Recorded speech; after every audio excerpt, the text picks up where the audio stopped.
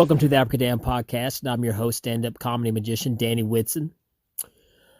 It is cold outside. Winter is here. The groundhog nailed it, and I would like to beat the hell out of him. No, really, I know Nashville just got an ice storm, so my friends out in Nashville, be careful. I do know more bad weather is on its way, too. It even snowed in Texas. So that tells me that climate change is real. So, yeah, that debate's over with.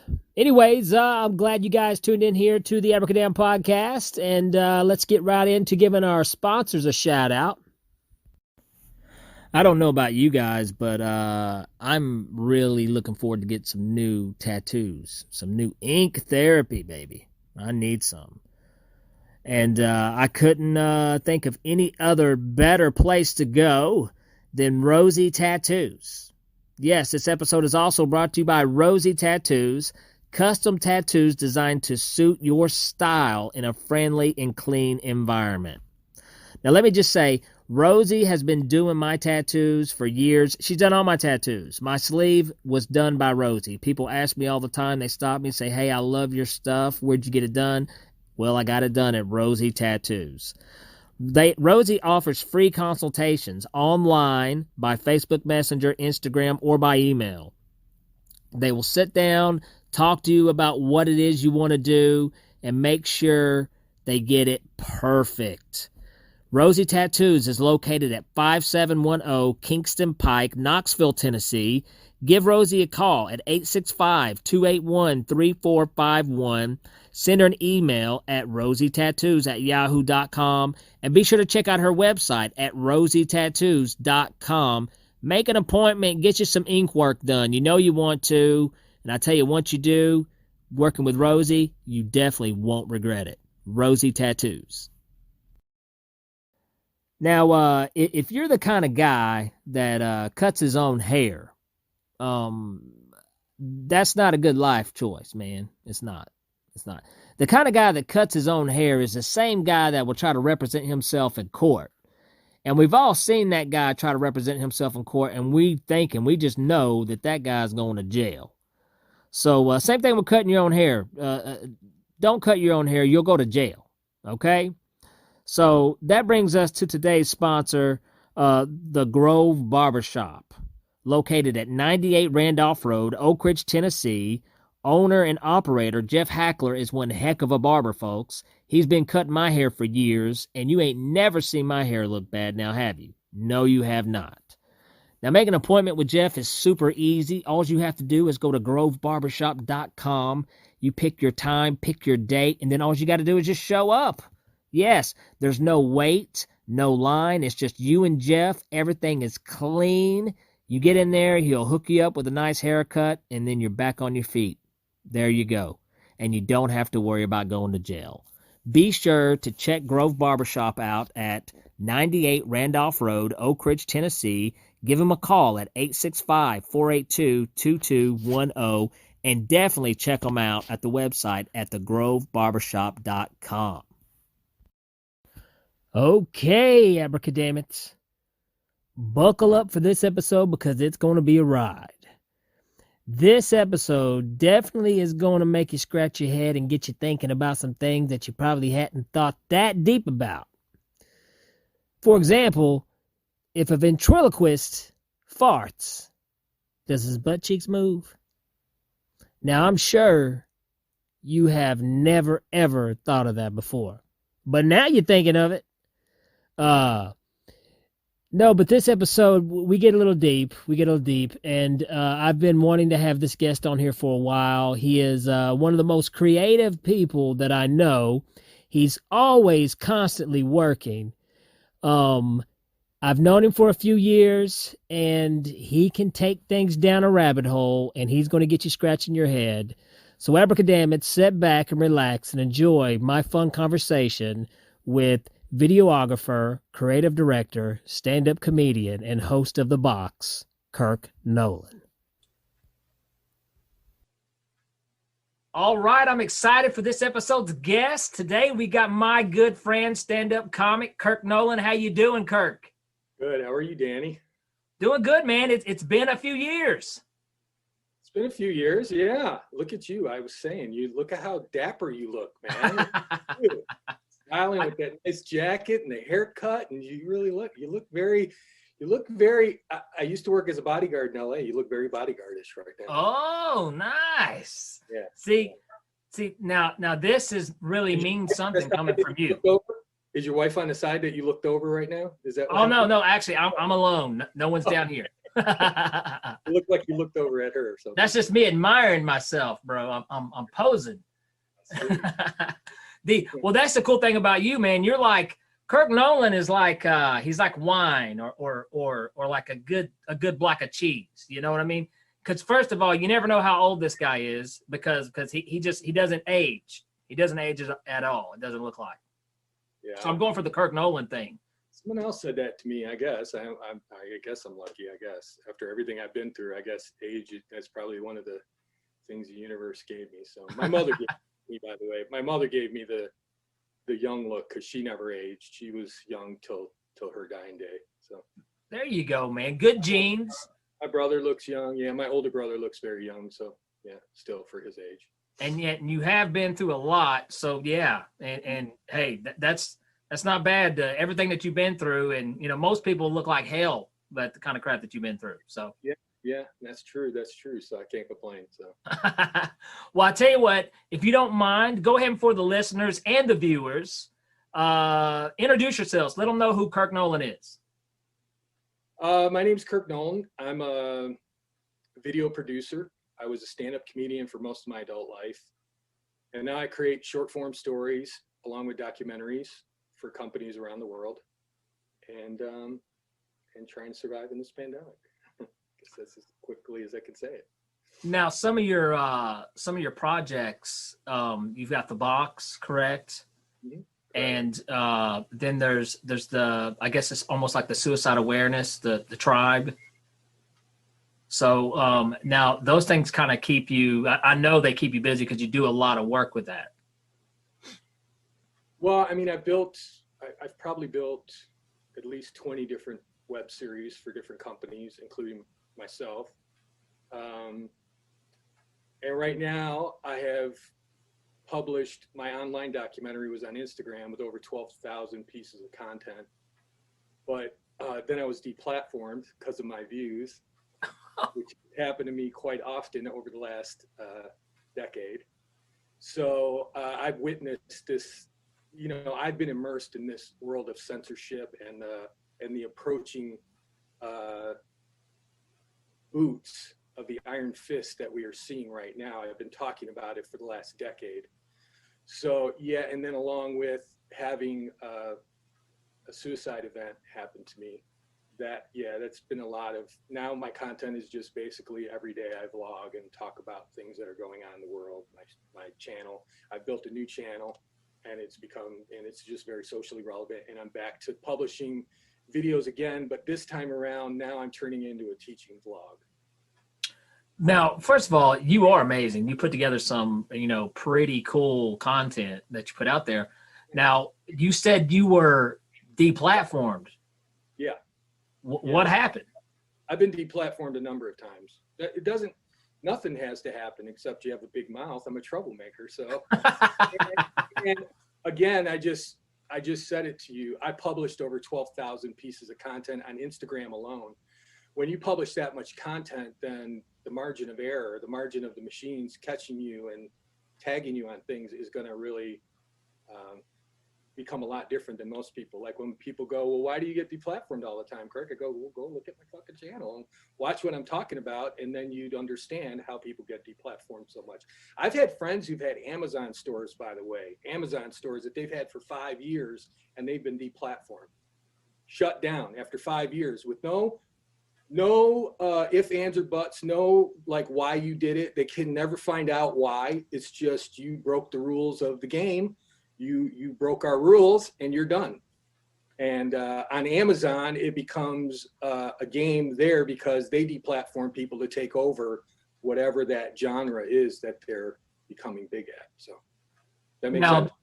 that's so what is the content? What's getting the red flags thrown at? You mean for me? Yes. Oh, for me, it's just, I mean, nowadays it doesn't have to be anything, but just whatever they decided is. I think what I think did it this time around was when that gentleman was shot in the back 7 times in Rochester, New York, and then the other gentleman had a bag put over his head and was choked to death by the police. I made a number of videos about that, talking about, because it was the most horrific thing I've ever seen in my whole life. And shortly after that, they started tagging me and telling me that my videos were violating their service. They were really just trying to stop those videos from being published. Not just me, I had other friends that were having the same kinds of problems. And then eventually they just deplatformed me. I had 55,000 followers. So that's a good reason to deplatform me, to shut me down. I mean, before this had happened, I had 10,000 followers on Facebook, and a bunch of Trumpians were running around in my feed. And somebody had said to me, well, you have a lot of influence being a video producer and all these followers. And shortly after that, Facebook deplatformed me. So, I mean, we're just living in a time where people can just, complain about you. A number of people can complain about you, and you can get deplatformed very easily. Man, I had. By the way, what I just said to you and your listeners, hopefully that makes sense to you. It does. I hear. I mean, it's now. I don't agree. I don't agree with the. I mean, I see exactly what you were trying to say and what you were saying with your videos. But I'm in a weird place right now because on the other side of things, Twitter, banned Donald Trump for life. Now, but this is my biggest thing. I called complete bullshit on this, and the reason why is because Twitter waits to the end of his presidency to ban him, not during his term when he was putting a lot of reckless tweets and causing a lot of chaos and with the things that he was saying, but they waited till he was no longer making them money anymore. You got people, Trump supporters who say this isn't right, freedom of speech, yada, yada, yada. But at the same time, it's no different than a business, not, than a bakery not wanting to make a cake for a gay couple. So even though, I think that's bad business, but if they, if it's a private business and they don't want to make you the damn cake, go get a cake somewhere else. Same thing, Now, with what you were doing, I seen some of the videos. I didn't feel like you were saying any type of, trying to put a negative message. It seemed like you were just speaking your opinion on an issue that probably needed some awareness brought to it. So it's kind of interesting that they would, push you off the plate there the way they did. Well, it will all depend on where you're sitting on the fence about what I have to say. So, you happen to have a much more open-minded viewpoint of things, but it all depends. All you have to do is just look at cancel culture all around us and the things that are going on today in the world and the censorship that has been going on. This just didn't happen with Trump. This has been going on for a decade. You and I were talking about this in the very early stages of what was happening. And even then you were afraid to talk about it online with me. And I understand why a lot of people were afraid to talk about it. It impacts your work. It impacts in every aspect. But, I was talking about what was happening, what is happening right now. I was already telling you it was about to happen. That I said it. And I don't even have to tell people, hey, I told you so, because I've published 12,000 pieces of content. I have the breadcrumbs of my life to prove it. Prove what I'm talking about, like that. I talked about this, and people always go, well, how did you know this, Kirk? What are you into global, geopolitics and stuff that you would notice? I go, no, I've been gaslit. Like when Danny knew me, I was living in Tennessee with my wife. I got gaslit by the best. And that gaslighting procedure is what helped move me down the abyss and send me down the road to a place where I finally lost all sense of reality and I tried to kill myself. And so I know what this looks like. And that's why I knew what was happening. I could see it in front of my eyes. The same techniques, the same things being said, the same things being done. I was watching the descent into madness, because you have to remember, a lot of people forget, I'm just coming out of this now. 5 years ago, this happened to me. I just celebrated my 5th anniversary of my rebirth. And this was the first year, the 5th year, where my brain feels like it's totally together again. And so, you know, when this happened, it just triggered me like crazy, you know, like it's triggering everybody right now. And so I'm just familiar with this territory. So when I started talking about it and yelling about it, and all my friends and people were coming and saying, "Oh, you're crazy, Kirk. This is never going to happen." I'm like, okay, yeah, all right. And now here we are. So what was your hint? Because I do remember talking to you, and I remember you, even in the conversation, you went down some wild paths, and I was like, wow, I don't know if I'm going to see all this, but it looks like you have hit the nail on the head on some things that's just recently going on. What made you start looking at things the way you are looking at them now? I mean, besides, I mean, I know you had what happened to you 5 years ago, what you went through, but I mean, instead of just rolling over and dying, it looks like you rubbed your eyes and you started looking at things a little deeper. Well, I mean,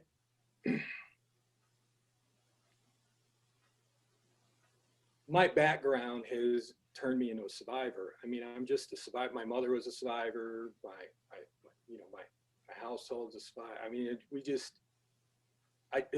I started out on a track that has forced me to have to just, when things get bad, to find an answer and to move forward.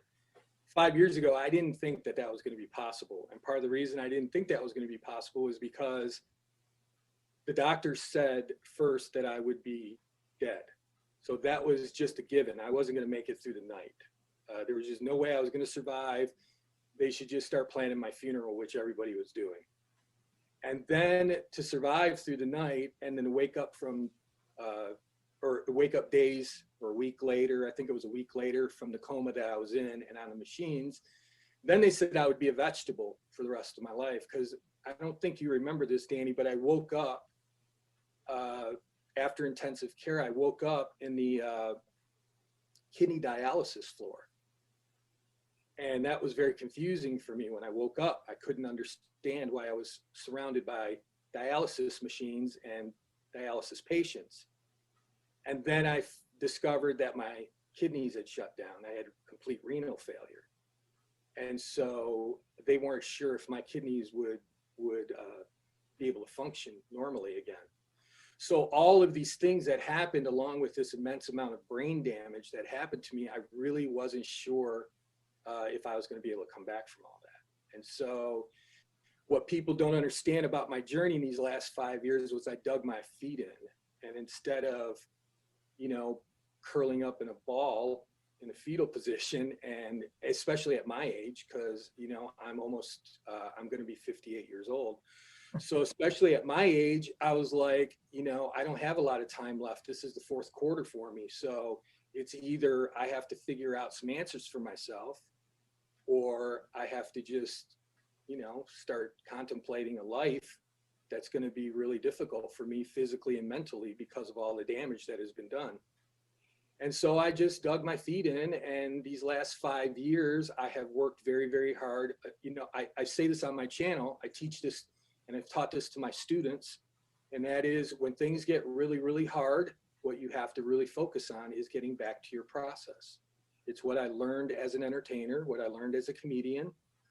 Always get back to your process. And if you get back to your process and you focus on that, your art will help guide you through the valley of the shadow of death and get you back out the other end. And so that's what I did. And so these last 5 years, I've been reading and studying and watching all the videos that I can. Just every day I get up and I have a routine of filling my mind full of information. And because I was a comedian who talked about a lot of these topics in the news and what was going on and very edgy topics, then I started taking on a lot of that. And I just started studying more and really looking at things, because I had read a lot about you could rebuild the neural pathways to your brain. And that in old age, we've now discovered that we used to think that people couldn't build new neural pathways in their brains. We didn't think that people could improve their cognitive functions, any of that stuff. Now we know that that's not true and that can happen. So once I started reading all that, I started going, all right, all these parts of my brain that have been killed off now, I got to figure out a new way to do it. And you remember me 5 years ago, I was stuttering. I was having seizures. I couldn't even have a full conversation with people. So it's been a really, really long journey, but one that's been very, very rewarding. And because of my autodidactic background, it's really helped me to really focus on this. And then when I became a teacher, that was a job I took on when I came back to life. I decided to become a teacher instead of going back to comedy. And being a teacher really helped me more, because as I was teaching my students, they were teaching me, and I was learning more, and my brain was just expanding even more. And so looking at all of what we're seeing now, to come back to your question and wrap it up in a bow right now, it's been 5 years of me staring at the news every day. I immerse myself in information every day, like 24 hours a day. And I've been a creative director for 4 different companies. And so when you're a creative director, just like a comedian, you learn to do a lot of research on topics. And so whenever I find a topic that I'm interested in, or that bothers me emotionally as an artist, I dive into it, and I go into it with every layer. And when people come watch my channel and they see me creating content on my vlog, then what you see is all the different pieces that lead up to that. So now what I've built in the new channel is a teaching vlog. Since one of my students said to me one day in class, said, Mr. K, I go to your Instagram spot, and when I look at your videos, I think to myself, wow, you're teaching the world, Mr. K. And that made me smile. And I thought, yeah, I kind of am, man. And so he said, yeah, I really love that. So when my other channel got taken down, I decided to make this channel much more of a teaching vlog, and to show people, especially in this environment, by the way, where that's another thing that I said 5 years ago when I knew you, Danny. I said to all the comics that I knew, guys better get ready. Everything's going to be online. Your act will be online. Everything will be online. Everybody just looked at me like I was talking to them with 2 fucking heads, but it's now here. It is now here. And so now in my teaching vlog, I'm showing people how I build content. And what I've done in the last decade is something I don't see anybody online doing, by the way. I don't even see the best video editors doing it online. And that is being able to take content and bring it down into a 1-minute piece that looks very much like a Netflix trailer. That's what I'm aiming for in my 1-minute pieces. And I'm not quite there yet, because I'm still trying to figure out how I can stick in promotions into that 1-minute piece. Like when I was a creative director for companies, like I want to be able to condense it down, because the box, I know I'm throwing a lot of things out, but I've created a new show that's a street show. It's called The Box. And it was going to be a live theater show, but now we can't do that. So as soon as the weather breaks again in Detroit, I'm going back on the streets, and I'll be doing my show on the streets. And so The Box really is the culmination of a lot of things, of translating my stage show that I was a comedian for 20 years of my life, and translating that into a digital show. And in fact, a friend of ours, Marcus, recently said to me, we were talking, and Marcus said to me, man, you're ready for all this, aren't you? I said, yeah, of course I'm ready. He's like, no, you're really ready. Like, you have a whole show and content. And yeah, I've been doing this for a decade now. So now all my stuff is digitized. Everything is digitized. So like I tell my friends, I have 30,000 videos on my phone alone, just my phone. Wow. That's not counting the 30 terabytes of information that I have, video information that I have to cut with. So at this stage, what I've built for myself, when I was a kid, my mother loved puzzles, and she used to build these puzzles with like thousands of pieces, Danny, like on the dining room table. She would spend months building these elaborate puzzles. And I never got it, never understood it. I never liked games. My brother likes games and stuff like that, never did that. But what I've built for myself in this last decade is a huge digital puzzle. And every day now, because I'm trapped now. See, I'm trapped. I'm a monkey in my cage now, because I have illnesses now that will make me so susceptible to this virus that I'm now trapped in my own fortress of solitude. And see, I knew that would happen one day again. After you've been living behind a dumpster in the cold, right? And you're homeless, then you're always preparing for the next time that could happen to you, right? And so I knew something would happen. I thought maybe something will happen, because when you're rebuilding your life at 50, you can't do it fast enough. You know what I mean? So you can't rebuild fast enough with all the things that are happening. So I had to build something. I knew that if I ended up on the streets or something with just my phone, I could have something that would keep my mind busy and keep me building my mind and putting it back into shape so that I could be the person that I am in front of you today. And so that's what I've built. I've built just a puzzle, a digital puzzle. And every day I wake up and I look through the news and I go through everything and I start building content and stories. And I build, I begin by building 1 minute pieces, because that's my forte, is building 1 minute documentary pieces. And then from those 1 minute pieces, like Russian dolls, after I build, like I've told some of my friends, I literally I looked at this like my stand-up act, right? So for comedians out there who are trying to translate their act into a digital show, this is what I did, right? In my show, my stage show, for years, my friends will tell you this about me as a comedian, I had a show that would run for an hour and keep you laughing that whole time. And the reason that it was like that was because I built my show in pieces. So I would build, let's say, a 2 or 3 minute or 4 minute piece, because I came from the theater. So this wasn't about getting on Johnny Carson for me. This was about building like these stories. I wanted to build stories. And so I started redigitizing my show and building these stories into these 1 minute pieces, because 5-10 years ago, I saw the world moving in this direction. And so now, like Russian dolls, my editing style is called kintsugi, which is taking old things and reformatting them into new things, just like that philosophy. What did you say? What was that called again? Kintsugi is a Japanese philosophy of anything that's broken and old can be turned into new. You've seen it. It's where they take the bowls that are cracked and they put gold in them and stuff.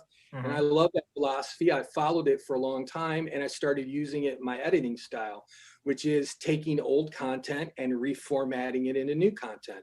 That's what's made me a good creative director. I can go through people's companies' videos and start looking at them and start reformatting them into new ideas and new structures and new narratives. So if you take all that into place, and all of that I've been doing over the last 5 years of building narratives, looking at the news like a creative scientist, because that's what comedians are, Yep. Just looking at everything, creative scientists, and then piecing together stories and redoing them and doing other people's stories and other people's stories and other people's stories. That's how this all came about, to where I started seeing things that my friends would go, well, how come you see that and I don't see it? I go, because I build narratives, and I'm watching the narratives change every day. So now what I'm doing is taking those 1 minute pieces, and now I'm building storyboards on Instagram. If you see people when they post pictures, like you can post like up to 10 pictures. Well, you can post up to 10 1 minute videos also. Did you know that? I did not know that. No. So you can post up to 10 1 minute videos, and that makes a strip, a 10-minute strip. So now what I'm reformatting my mind for is I'm building 1 minute pieces, then those 1 minute pieces turn into 10-minute pieces, and those 10-minute pieces become a 1 hour show. Now this is for Instagram. So you can just do a 1 minute video post on Instagram, and you can do that up to 10 times, or explain that to me. On Instagram, they have a where you can flip, you can swipe, right? Yeah. And so you can put up to 10 pictures, but people just think about pictures. They don't ever think about video. So again, this is another reason I get deplatformed, by the way. I'm always trying to figure out a way to beat the system. Yeah. I'm always trying to find a way to beat the computers. There's no way to beat the computers, but I'm always trying to find a way to move my way around like a little video hacker or something. I'm not a hacker, but I'm always trying to find ways to do that, So I'm republishing stuff. I'm doing things. I'm using, I have a huge library of my own music. I have other friends who offer music to me, but I also am trying to see what the changes are happening in the algorithm. And you can only do that if you're brilliantly at computers, or if you're like me, you're this guy who works in front of the monkey machine all day long, 24 hours a day. And you start to try to figure out what the holes are and how you can get around the system. Now that's interesting. So, but here, okay, because you covered a lot of stuff there real quick. So and did I answer your question? I know I did. You did. You absolutely did. And but I got some things that I'm curious about, because if the listeners, or people who know you now, know you from the content that you put out on Instagram and other, other platforms and stuff. But, like I said, we talked about you as a stand-up comedian, which you were a fantastic stand-up comedian. And what I do something very similar like that whenever with my show. Any bit that I'm talking about in my show, I do a lot of research on. I try to learn everything I possibly can about that ridiculous topic that I'm talking about. Right. And it seems like in a lot of ways you have took your stage show and, went digital in a lot of ways. Now, but let me ask you this, because this is something I've created a virtual show because, yes, we are digital. You're right. We are digital. But I'll be honest with you, Kirk, man, I miss the stage, bro. I miss it so much. Do you ever miss the stage? Do you miss live stage, live entertainment? Not anymore, I don't. That's a quick answer. Not anymore, I don't. I did in the early days. That's why I was telling Deborah, I was saying to her, it's very painful for me to watch this now. I didn't know how painful it would be, because I'm at the other end of this tunnel that people are just entering in. And see, people don't understand what is happening to them right now. See, what you're talking about right now is people have lost their purpose. Think about that for a moment. Oh, no, you're right. This isn't something that just happened overnight. I mean, this is something that was planned for a long time by the powers that be. They knew this was going to come down. You and I were talking about this when it first happened. They knew this was going to happen. People can go online and look at it all day long. They knew automation and AI was now going to start taking over stuff. I mean, we've been watching it, malls closing, people losing their jobs, whole industries being shut down. We all knew we were marching towards this. They wanted it to move a lot faster. When you read about it and you watch all the documentaries on this, the powers that be, they wanted to move this process faster, and they didn't know how they were going to do it. And then the pandemic hit. And like Naomi Klein says with the shock doctrine, they utilized this to jump on board and get everybody moving in the direction that they wanted them to. Okay, so all right, because now you're getting into the creepy conspiracy realm. So now, this is what I want you to talk about this. Absolutely, I want you to talk about what you had told me. I want you to talk about it. Now, first, before we go into it, though, okay? Oh, I'm gonna stop you for a minute, and I'm gonna correct you on something that I get tired of everybody saying. All right? Okay. And that is because it doesn't make sense to you right now. You just use the word conspiracy theory, and that is what happens a lot, especially in the news. That really ideas that because they're not on the mainstream, but they're out there and they're reputable ideas. I'll give you an example. Fucking UFOs. I know. Are you kidding me? They just admitted to this shit, and now everybody who's been calling everybody a fucking nut and conspiracy theorist over it. What's crazy about that? You just go, wow, what? Okay, so crazy and conspiracy theory that left the station a long time ago, man. I don't know about you. I don't know about everybody else, but that train left the station a long time ago. It's nuts, man, because right now I remember when this happened a couple of years ago. What is the big old hunk of cigar-shaped looking thing that passed by Earth a couple of years ago? And a lot of scientists tried to say, oh, well, it can't be extraterrestrial. It's got to be this or it's got to be that. And just recently there was a Harvard scientist that's saying, well, there's a big fat chance that it was a UFO. And now, granted, he is not. I mean, the mainstream is still trying to make an excuses to what it could be, but he did bring up a point. He said one of the big theories that it could be is a comet, but it's releasing hydrogen instead of the normal type of gases. That's why you can't see its tail. And then he said, but keep in mind, we have never seen anything like that in the history. We don't even know if anything like that actually exists.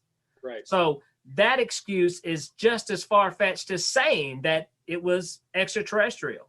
But on the flip side, they don't even know if that type of comet exists, but they do know life forms exist in the universe because we exist. Right. So it was an interesting thing that they brought up. And then on top of it, everything else that is coming out, there's a lot coming at us right now. Now, and when you say the word, and when I say the word conspiracy, I don't mean it as any type of insult or because with that word, a lot of truths that we do know are truth now started out with that word conspiracy. So when I hear the conspiracy, it just means like not everything is clear. So that being said, I mean, even with the like it's hard to look at and I don't want to go down this road because I want to go where you're at right now, but the 9/11 topic, for years, people would bring up 9/11 conspiracy and I'd be like, okay, that's complete garbage. This is you're nuts until you start looking into the info on it. And you're like, holy hell, that is weird, you know? So same thing with talking to you. You got thousands of architects who have come forward and engineers who have talked about that it's controlled demolition. I mean, thousands. It's not like just a few people. Thousands and thousands of them have come forward and signed affidavits saying, yes, I totally believe this. So it's really hard when you look at the footage. I've looked at a lot of that footage, man. A lot of it. I've researched a lot of it. And when you look at it, it just doesn't make any sense. None of it. I mean, building 7 alone doesn't make any sense at all. That's insane. A fly landed on the building and it goes down. So I think we're in this place now. I mean, rightfully so. We're in a place now where you are in the abyss now. Everybody is right now. You are in a place where reality is not reality anymore. And when reality isn't reality anymore, then how do you know what the truth is? How do you know what really is the truth any longer? And you know what? When it's been distorted so badly. Well, what's interesting about what you just said, you don't know what the truth is anymore. And that is 100% fact. And it's just not going to be with information, but like, you know, they've got the deep face technology where they can put your face on anybody and your words in anyone's mouth. So there's going to be a point in time in the very near future that you won't even be able to trust video footage of someone. That point is now. What are you talking about? You're in it now. That's true. It's happening right now. You're in a world right now, by the way, your listeners should really wake up to this. You're in a world right now that's being run by AI. There's no way around that. Whoever's in power owns those supercomputers and control us. And this is a fact, a statement of fact from every scientist out there who is involved in this world in the monkey machine. They'll be the first ones to tell you AI now has achieved, it knows us better than we know ourselves, knows us better than our family members know us. It can think quicker than us, make decisions quicker than us. Just go online and everybody knows the minute you go online, then it's all popping up in your feed. Everything you're thinking, talking, go talk on your devices, it all pops up. So we're already in this world. AI has taken over. They have control of us. And so this was just part of that evolution that we're moving towards, you know? Like Elon Musk said, we're cyborgs. We already are cyborgs. We got our chip right here. So our microchip. We're recorded everywhere. We're surveilled everywhere. I mean, you know, this is the world we're in right now. It's like when you listen to people talk about, well, if civil war breaks out, what planet are you living on? You're in civil war right now. This is high-tech feudalism. That's what you're living in. You're living in a high-tech version of feudalism. See, in the 1930s, they figured out that killing everybody, rounding them up and shooting them all in the head, that didn't work out so well for everybody. So they tried to figure out another answer, and people don't get this. Hitler almost took over the world with this new invention called radio and television. They made sure everyone had a radio, even the poorest people, so that they could disseminate that propaganda. And they called television like the new whipping master for the slaves, for all the people. Now imagine what if Hitler could do, almost take over the world with radio and television. Imagine what these monsters are doing with the monkey machine. Well, okay, so let me ask you this, because you are using the word they, so we need to touch on to find out who the they is, okay? And people say this a lot. You've been watching they, Danny. It's like people have a hard time. You've got all these barriers because for you've got all these barriers because you're a person of science. So anything outside of that barrier. But let me ask you a question. Isn't science and facts just a consensus of opinion? That's when we finally come to a fact. It's just a consensus of opinion. Well, look around at the world you're in right now. You ever going to get a consensus of opinion on things? Not for a while anymore. The people who are in charge are in charge. When I say they, it don't matter. You think Biden's going to make things better? Biden and Obama were bombing more people than Bush was. They were killing more people around the world than anybody. I mean, Trump hasn't even done more murderous deeds than Biden and Obama did. And Bush, forget about it. We all know that story. So when I say they, I'm saying the people who are in power, the corporate power, the plutocrats, Wall Street. I mean, we're dealing with a lot of things here right now. It isn't just one faction, but you're watching war between two factions right in front of your eyes.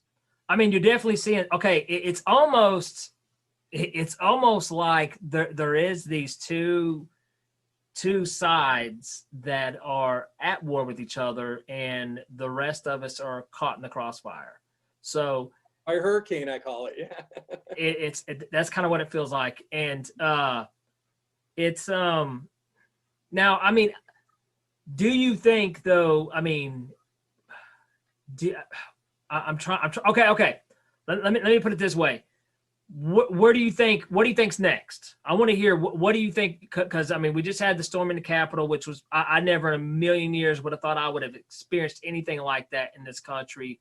I thought we'd be living fascism right now. Honestly, I told you I told you this was going to happen. I said it to my friends. I said, here's where we're going. Here's where it's happening. Now it happened. And you know what? Thank God I've been surprised.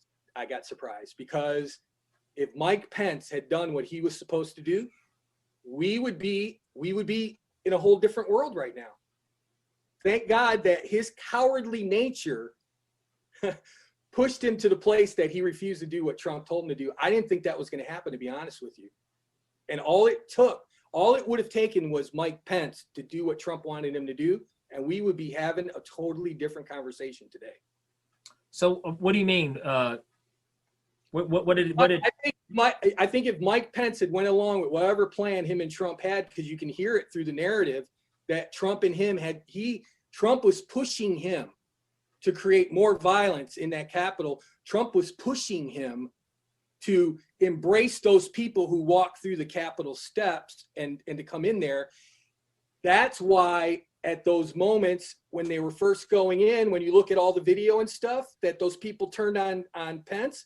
The reason they turned on Pence was because Pence was refusing to do what Trump asked him to do. Now, if Pence had done that, I think we'd be having a whole different conversation. And I wasn't expecting that, to be honest with you.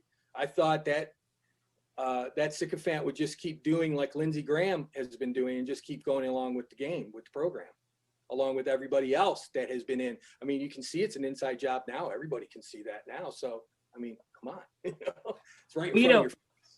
Let's back up to this summer. What took place over the George Floyd incident, and which I guess began as protests, but then there was some rioting, absolutely rioting, and things that happened. Now, the thing it's still, I don't even know if it's getting much attention or talk about, which I don't really understand. It didn't really go anywhere, but it was really kind of interesting that the umbrella guy, the guy walking around in the gas mask who's taking a hammer and beating windows out, and the pallets of bricks laying around town. It's almost like someone was saying, let's start a riot. This is how you do it, kids. What's your take on that? I mean, my take's been from the very beginning. This country's been seized. It's been taken over a long time ago. So do you think it's okay, like how we talked about there's two sides fighting, we're caught in the crossfire, or do you think there's a possibility there's just one group that is trying to manipulate both sides? I mean, there's so much going on right now. It's very hard to discern what is real and what isn't real. Again, it's very hard, and there are so many narratives that are being played out right now that as I watch the news and I'm building narratives of my own and I'm looking at all the news and all the different narratives that are out there, you can just see all the different things that are going on all at the same time. So in answer to your question, I don't know. I'm going to give you my opinion. All right. That's what I want. This is my educated opinion from watching all the footage that I have been watching. And by the way, this is my latest theory. All right. There's a lot of theories I have about what might happen. And some of them, you know, again, I call myself a little creative scientist because that's what comedians are. So I have a lot of theories. When people come to my page and they watch me rant and rave, I actually say this to people. I'm thinking out loud. That's what I learned to do as a comedian. I used to do it on stage. I used to have ideas. I would go through the news. I'd see things, and then I go on stage and I would just think about those things out loud. And some things would work and the audience would go for it, and some things wouldn't. But that thinking out loud now has become a multi-layer thing for me now as I look through all the content that's online. So as I look through all the things that I've been seeing, this is what I have surmised this week. All right. Part of the narratives that are going on, by the way. And that is, we're definitely in a war with two factions here. And one faction is Trump, the Proud Boys, and the Nazis on his side, right? And on his side is also Russia, by the way. And when people go, oh, Russia, this is just a hoax. No, it's not. Go read David Clay Johnson. He's a Pulitzer Prize winning author who has been writing about Trump for a fucking decade now, and about his connections with the Russian mob and oligarchs and Putin. And we've already seen it with our own eyes. We've seen all the evidence that leads up to that. So on that side is Putin and Russia, and Saudi Arabia is on this side of the fence. Got it? And on the other side of the fence is Biden. You hear about the stories about his son and all the money and the deals with China. And Biden and Obama were real chummy with China. This is how we got into this mess, by the way, where China makes everything and owns everything. It wasn't just Obama and Biden, it was Bush too. But now we got into this situation, and now everybody goes, uh-oh, we're screwed now because they own us. Not only do they own us manufacturer-wise, but they own us because we owe them for so much debt. They've been buying up our land in this country. So take those two factions now. What you've had is a war between two political factions in this country, but those countries are backing those two political factions. And so you're watching this war going down now. And here's the scary part, Danny, when you ask me about what's next. Here's the part nobody's talking about right now, except for the independent media people, right? And that is, somebody hacked into our nuclear codes. This is a fact. When did this happen? They hacked into our nuclear codes, our nuclear armaments. The New York Times, the Washington Post, everybody. This happened a couple of months ago.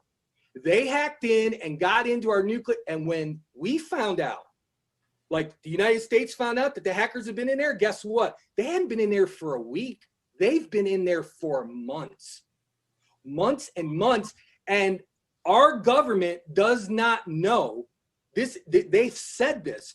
They do not know how long they were in there and how many back doors and what they've built to move around. And it wasn't just nuclear.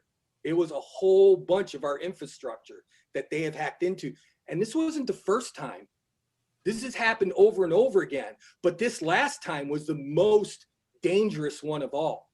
Now, So, did they make with this? everything going on, I'm going to finish it right now. With everything going on that I just described to you, that has a lot of factual basis to everything I just said, all the evidence that backs up what I'm saying, along with what I just said about the nuclear codes. Are you fucking kidding?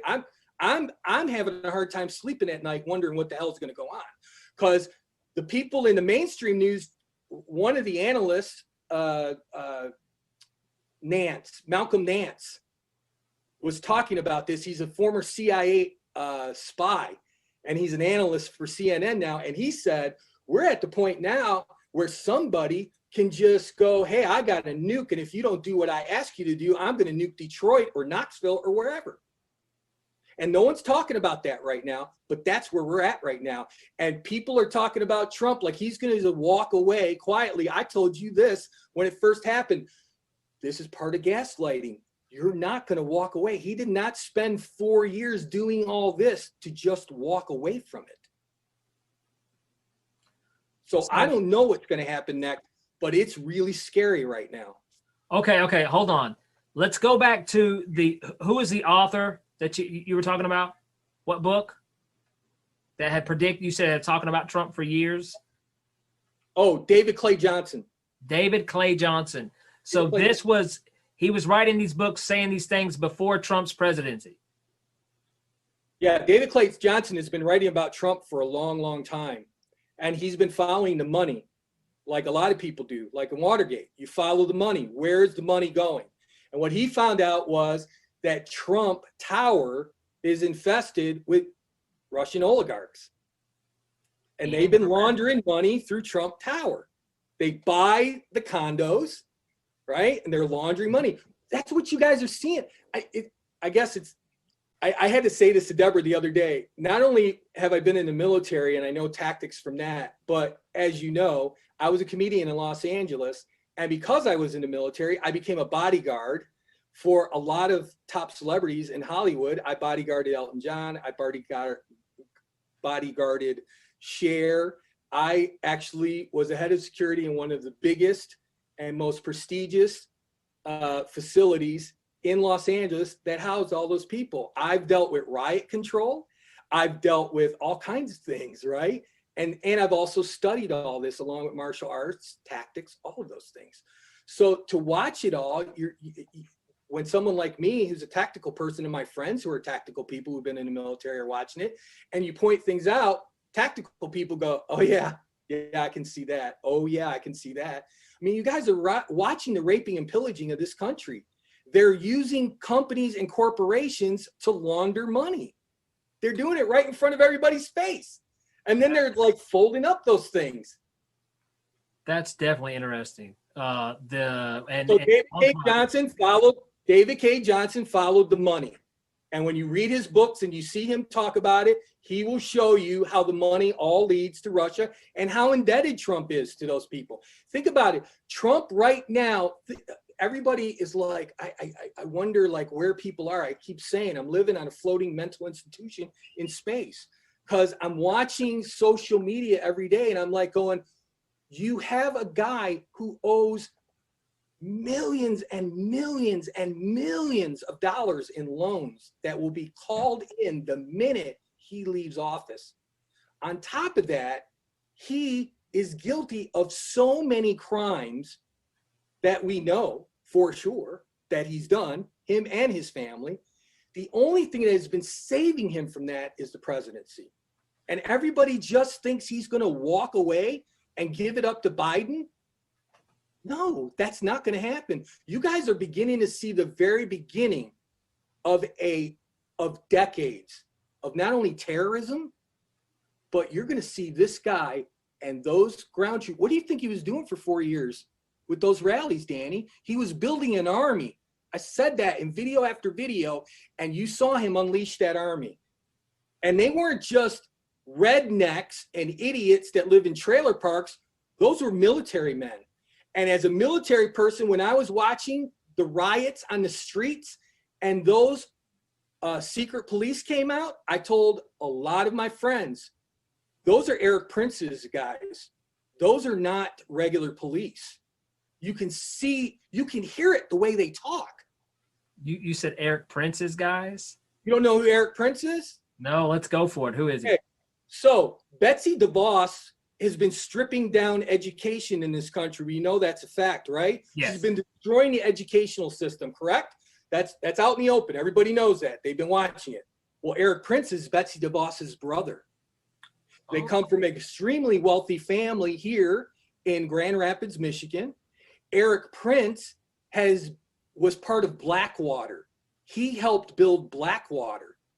All right. For people who don't know who Blackwater is, that's the company that Dick Cheney created when they invaded Iraq and now is worth billions and billions and billions and billions of dollars. And the reason they created these private contracting businesses, by the way, and private contractors is because in war, then you don't have to follow the fucking Constitution. You don't have to do any of that. When you make people private contractors, then they're not subjected to the rules of engagement and the Geneva Convention and all those things. Now, here's something that'll spin your noodle, Danny. Eric Prince leaves Blackwater, builds his own mercenary business that becomes even bigger than Blackwater. Trump takes him in and he becomes pals with Trump and has been directing and helping Trump with all of this, by the way, right? And now there are 3 to 4 mercenaries to every American soldier in the world. Really? Wow. Think about that for a minute. Have your listeners think about that. That's where we're at. So when you're seeing things like those men that were on the streets and they were pulling people in the vans, you remember the secret police, and they were nailing people down on the ground and stuff like that. I was saying to people who didn't know text, listen to the language. Listen to the language. When you're hearing soldiers, hardcore soldiers yell, when they knocked that old man over in New York and he hit the ground and his head split open, what you hear is not a police officer. You hear a trained mercenary yell out to his team, he's leaking. That is what they say. He's leaking. That's what is said in combat. All right? That's the kind of words that are said in combat. That is not the kind of words that are said by police officers. He's leaking. Because what you're saying is, this person's leaking, they need medical attention, and you're moving on. You're just moving on because you're in a firefight and you're moving on to the next thing. And so when you start hearing that language being discussed and you see those and by the way, masks, glasses, hoods, no identification, that's mercenaries. And so we've been watching this. It's been playing out in front of everybody's face. But because people don't know any of this, then they just see it as other people talking about it as one big conspiracy theory. You know? And it's not. There's a lot of factual evidence to all of this. And now I don't even know what you can call conspiracy theory and what you can call truth anymore, because we're living in fucking Crazyville now. So, okay. Crazyville, yes. We are implanted in Crazyville. I'm a little bloviated at times, but when you bring this up, I do so much. This is my world now. This is what I do. You know? It's what I talk about. I mean, I don't know what to expect. I mean, people ask my opinion. What did I think would happen this week? You know, and I was like, I have no clue. I don't know. And let me ask you a question. What do you think the invasion of the Capitol was about? I think it was, I guess it was about, to me it appeared, at first I thought that people were pissed off because they thought the election was rigged. And, they were there to, protest. But when I saw people storming inside of the Capitol, it looked like, to me, at first I was like, this is a bunch of deranged, mentally ill people who are caught up in something that is make-believe. That was kind of my take on it. But at the same time, it was just, I I couldn't believe I would see people, walking around waving a Confederate flag in the Capitol, or wearing an Auschwitz freaking shirts, walking around the Capitol. And I don't know who the hell let Pecos Bill in the damn place, but whatever that idiot guy was about, You mean it just blew my damn mind. The guy with the horns and stuff, you mean? Yeah. Oh, yeah. I mean, just blew my mind. But the other thing that was shocking is I would have kind of thought the police department the Capitol Police would have been a little tougher. I don't know. I'm not in their shoes. I don't know what they were going through, but it was absolutely kind of embarrassing that these guys were able to get into our Capitol and get as far as they did. They even stole Nancy Pelosi's laptop. Did you hear about that? I thought that was. Oh, trust me, I spend all day looking through video. I'm looking at all that video that every day it gets published. I'm going through all that video. I'm looking at it all. I'm looking at all the video from every perspective, every shot that people have sent. That's what I do. And I've just been looking at it. So I could tell you a lot of things about what I've seen. And I'll give you a teaching moment, something that you can remember. I'll give you a little piece of something that your listeners can do. I learned this from Steven Spielberg a long time ago. I didn't meet him. I watched this and I learned this from Steven Spielberg. Now, what Steven Spielberg says that after he makes his movies, he watches them a number of times with the sound off. Turns the music off, all the volume, everything. He watches them silently. And the reason he does is because he says, then there's no emotional attachment, and I'm able to look and see things that I never saw before, like that I just can't see, because the music and the sound effects and everything, they draw you in a way that if you just listen to it without the sound, you start to see it in a whole different way. And I never forgot that. And so throughout my career, I have always listened to stuff with the sound off, not only my own stuff after I make it, but I watch stuff in the news and then I'll turn the sound off. And another person that we're fans of is George Carlin. And George Carlin has always said, whatever the narrative is, the first narrative is always the distraction. What are the narratives underneath? What are they really trying to do? So when you turn the sound off and you start looking at the invasion of the Capitol, and you start looking at what the narrative of the news is saying and what was really happening, it's a whole different story when you're looking at it with the sound off, right? It's a whole different thing. And when you're looking at it with the sound off, you can see a line, right? A line being formed of military personnel that is in that crowd that moves up the crowd in a line. See, in military battle, what you do is you send in the fucking idiots first. You send in the people who want to make a name for themselves, who want to make noise. Now, keep in mind, if any Marines are listening right now, I didn't say that. I didn't. Well, we're not talking Marines, though. We're not talking hardcore battle people. We're talking about if you're a hardcore battle personnel, if you're a military personnel, and you want to take the Capitol, think about the last time that happened was what, 1860 something, I think they said in the news, was the last time anything happened in the Capitol. So think about that for a moment. The Capitol has never been breached in all that time.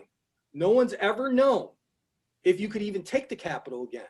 No one's ever known what the capabilities are, how things work. Even if you know, now we know the news has been, the mainstream news has been playing this. I mean, the underground news, are you fucking kidding me? They're all over the place about the inside job. But the mainstream news, like CNN and Fox and everybody, they've been showing you that it was an inside job. They've been showing you by those, they tore off the panic buttons. But the biggest part of the inside job was the tour that happened the day before. Did you hear about that? They had a tour of people come through on a tour of the Capitol when there were no tours. And in that tour, they saw people talking about areas of the Capitol that you couldn't get into. And Michael Moore did a great video, by the way, who has been on point for all of this. Michael Moore has predicted every bit of this, and part of it is because he knows a lot of people on the inside. But Michael Moore even said, I have been to the White House so many times, and he says, I could not tell you how to get to Nancy Pelosi's office still, and I've been there. I couldn't tell you how to get to Mitch McConnell's office because the place is so cavernous and big, and it's so hard to to get around and to get your bearings in. And Michael Moore said the only way that they got around was they had help. And now we see that. And so this has been happening for a long time, and it's been going down for a long time. So my opinion about this as a tactical person is this was about trying to figure out if the Capitol could be breached. All right. And when you're looking at those people that are in the Capitol, nobody was really being super violent. All the video I've been watching, nobody was being super violent. And so you're watching a bunch of people who really believe that they're being patriots, and they believe that they're fed up with our government, and they decide to go take the people's house back. Personally, I don't see anything wrong with that. The reason people are so upset about it is because a bunch of fascists did it. If you're not happy with that, then get off your ass and start fighting back. Then start doing what you need to do to take the country back in the direction that you want it to be in. Well, it's definitely interesting. I've been in the Capitol. I've been to the Capitol, and I know how big it is. And I was like, I was thinking the same thing. I was like, it's interesting that they almost knew exactly where to go. I had no clue that they were, had a tour going on and seeing whose office is where and there, but that's definitely something to scratch your head about. Absolutely. There's a video of a guy looking through books, like looking through these folders and things, and looking through files, right, on the desks, right, in the Capitol, and says something along the lines of something he found. And one of the guys, who's obviously a military guy, tells him in military speak that this is an information data collection moment. Forget about everything else. We're here to gather information. You see, they went in to breach the Capitol to figure out if it was breachable first. And second of all, they went in to gain information. That's why they stole laptops. That's why they grabbed things.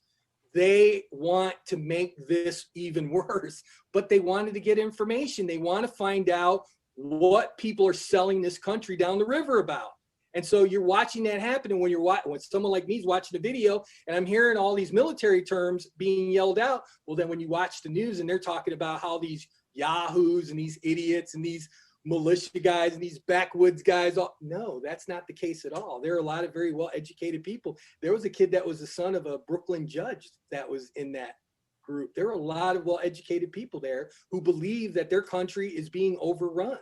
And they're on the other side of these two political factions we're talking about. And they think what they're doing is right. So, that's where we're at now, Well, I'll tell you what. Okay, since now we've got to lighten it up a little bit here. Okay, we've got to, because this is all depressing as hell. So let's do this. As Chris Hedges, a very important journalist who has been in the middle of war, who has watched the destruction of countries around the world firsthand, as he says, we are in this situation, Danny, because people refuse to talk about it, and they call it depressing, and they say, well, I don't, like my friends used to say, I'm not interested in politics. Well, guess what, bitch? Politics is interested in you now. You don't have a choice in that. Okay, absolutely, and I agree with you, and that's part of the interview. I wanted you to talk about it and a chance for people to hear what you've got to say right here on my platform. Absolutely, but this is what we got to do. Okay, now before you became the digital researcher, let's go back to the stage. Okay, now every guest that I have on here, I always want some type of story. And you were a comic for a long time. So let's go back to comedy for a minute. And to get off the conspiracy just for a moment, what would you share a hell gig story? A hell gig story? Yeah, a gig that you did that was an absolutely nightmare.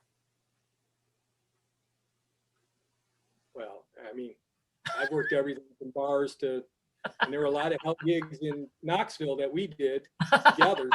A lot of really hellish gigs. I think the worst hell gigs are ones where you're not even working the audience. You're trying to work like other people, like comics and other people in the room. That makes it hell. Okay. I've lost a lot of memory, so that's a hard question to answer. but I do have one that has stayed with me that I've told friends, and they always find it really humorous. I was working a private gig in a country club, and it was a huge place, you know, like 500 seater thing. And I never normally watch the opener or the feature once I had become a headliner for a long time, because usually nobody was going to touch on any of my stuff anyways. And I would just come in the room when I was ready to go on. So I wasn't aware of what had occurred in the room. So I walked on stage, and as I started my set, I'm about 10 minutes into it, and there's a guy in the front row with his back to me. And he's just sitting with his back to me the whole time. So of course I'm going to focus on that and say something about it. So I start saying something to him, and he starts fucking with me and keeps his back to me. And I'm like, what, you just come to the show? I forget what I said, you know, but I'm doing the typical shit a comic does, and just on and on and on. And we do this banter back and forth, and he's still got his back to me.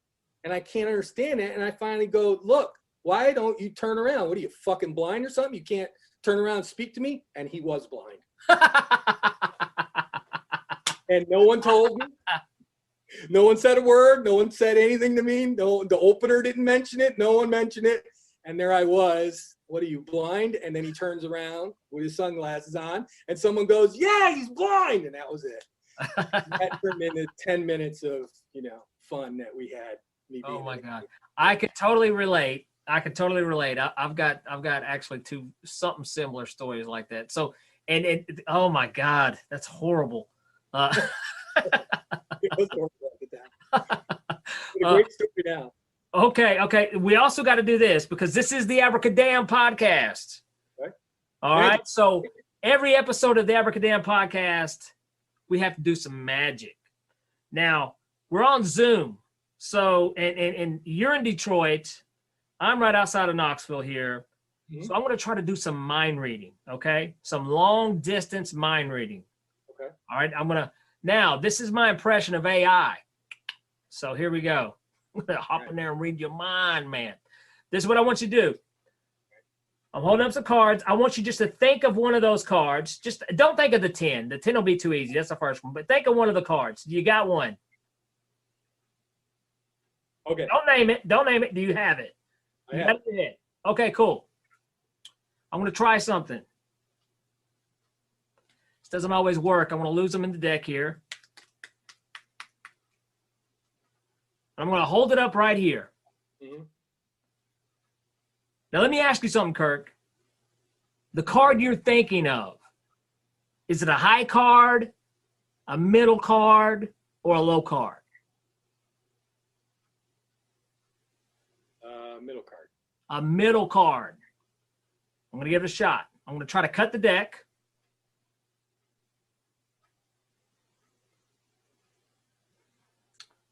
Tell you what, I'm going to go right here. Okay?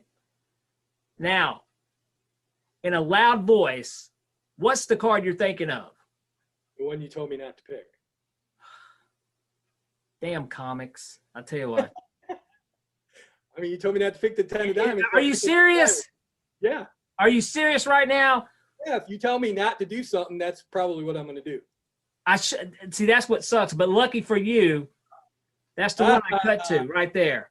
So that's why you got me to pick that. No, it's magic. Don't fight it. You just been abracadamned, bro. I like the eyebrow. That was the best part. Well, here's one more, and this is just for you.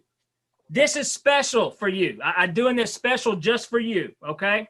Okay. Here we go. Hold on. What I'm going to do, I'm going to put, I got the magic glove on, okay? Now, in magic, there's a reason for everything, okay? Keep in mind, I'm holding my hand behind my back. How many fingers am I holding up behind my back? I don't know. What, you want me to guess? Guess. Go for it. 2. 2. You know what, brother? You nailed it. 2 fingers behind my back. I don't know how, but you're good. There we go. All right. So also for that first trick, there you go, brother. All right, here we go. You gotta have some fun, man. Those green gloves on chroma key, and then it's just a hand. We gotta have some fun, man. Well, I'll tell you what, let me ask you this before we get off here, a little bit off on the conspiracy. Let's get back on the video. Because you're kind of like a vlogger consultant now. So any advice on anybody wanting to get into doing the vlogging the way you do it, because you're very skilled at it? And if could they reach out to you for any questions? Absolutely. I mean, I take on private, study with people. I help people. I want to help people. That's part of coming back, as I realize it's very important to help other people, and it helps you to heal when you take that road and take that path and trying to help heal others, because it helps to heal you. So yeah, people could come, but like I said, I'm turning my Instagram into kind of a teaching vlog so that people can kind of see how content is built by someone like me and how I go through all the stages and build all the pieces and go through everything. So yeah, people can like watch online, because everybody's going to have to learn now because they're in it. So either you're going to pay people to do it for you, or you're going to have to learn to do it yourself. Absolutely. It's been a slow process for me putting together a virtual show, but I finally got one that I'm proud of. But yeah, I totally agree. I mean, what are the pitfalls that you're having? Have you had any pitfalls, or are you everything moving smooth? Or you? The biggest thing for me was first I had to get content that would play well and interact through a screen, and also I saw a lot of magicians. They would go out and it's almost like they would do the cookie cutter material that they could possibly find that you could do virtually. And to me, I don't work that way. I have to be creative. It has to be something that I've created and put my thought into. But no, for the most part, I've been lucky enough that I haven't had any bumps, but it was having to learn stuff like Ecamm and OBS and those things like that. I didn't want to do. I'm like, I'm an entertainer. I want to be on stage. I don't want to learn this stuff, but it was, this is where we're at. And I don't think virtual entertainment is going to be going anywhere completely. So, it's here. Before we get out of here, where can the listeners find your Instagram, find the box, find things that they, about Kirk Noland? Yeah, I'll say that, but let me, I'm going to interject with this for you and give you something. And that is, I know how difficult this is for people. And when you started the show and you said, I really, really missed the stage, I know that feeling, because I remember I was a comedian most of my adult life. And so you caught me on the tail end of not being a comedian anymore, of just, going to open mics, going to one-nighters, things like that. But I was already working as a creative director and already working in this territory of video and translating my show. So what I would say to you and a lot of other performers, because I know that they're really suffering and they're hurting really badly right now, and that is, I felt that same way. And if you just dig your heels in and you just really start to experiment and explore and remember that everything in life is about layers. It's about making mistakes, learning from those mistakes, building on top of them, and building layers of things in your life. And if you start to look at that this is just another layer, and that out of this, because like when I look at you today, I think to myself, let me tell you what you're doing right as a creative director, all right, that I don't see a lot of people doing. First thing is, you made a good background for yourself. You have good lighting. Those are things that people don't do. I can't even tell you, I've had professional people that I have had on my video podcast who just show up and they don't even dress up. They don't even get dressed up, or they don't shave, or they don't wash their hair. I've had people smoking weed while they're talking to me in the room. You know what I'm saying? Like, and I don't have any problem with that, but I'm just like, at some stage, if you're an entertainer, you have to start understanding that this should be as professional as your stage show. And a lot of people don't see it that way. And so you've done a really good job. You've got a nice curtain behind you. You've got your call to action that is right over your head. You've got good lighting where people can see you. You've obviously spent some time learning. so that you're not making mistakes. You know how many podcasts I've been on where people are like trying to figure out all the technical aspects, and we're 10 minutes into where the show should have been started and it's not. So you're doing a really great job of doing that. And I would just say to you, just stick it out, because you'd be surprised. You might be the magician that comes up with a whole new idea, like I did with the box. Like my friends go, where'd you come up with that idea? I go, I was digging for ideas, looking for different layers, looking for different ways to present my show online that doesn't look like everybody else's show. And that really is the key, isn't it? You want to stand out from everybody else. So in building that show, you're going to find, now that you're building a show, because now you're moving towards video, you're going to find a whole bunch of problems that go into that, you know? But what I tell my comic friends is, what you're heading into now is territory that I've already come out of, and that is this. Once the laughter is gone and you're in a room by yourself, because I used to have friends go, these kids, man, and their videos getting 10,000, that's so easy to do. No, you know now, and a lot of other people know now, being in a room by yourself, talking on camera alone is one of the hardest things you will ever do in your life. That's true. Your mind is your worst enemy. And so your mind is going to play all kinds of games with you. And that is the real challenge for people. It is finding the confidence that you felt you had on stage, finding that confidence in the solitude of your own studio at home, your own living room, your own dining room, wherever it is. And all of the layers that go along with that, of interviewing people, asking the right questions, listening well, like you said, all of these things are all parts of all the layers that go into making a really great show. So I have confidence in you already, because now I've shown up on your show, which you're right, it took a little time to finally get on your show, but you've been building it, and you've been doing all the right things by taking your time and making sure you knew what you were doing, so that you can have a professional show like you're having right now, which is not what a lot of people are doing right now, because they think that somehow we're going to go back. We're going to go back to that.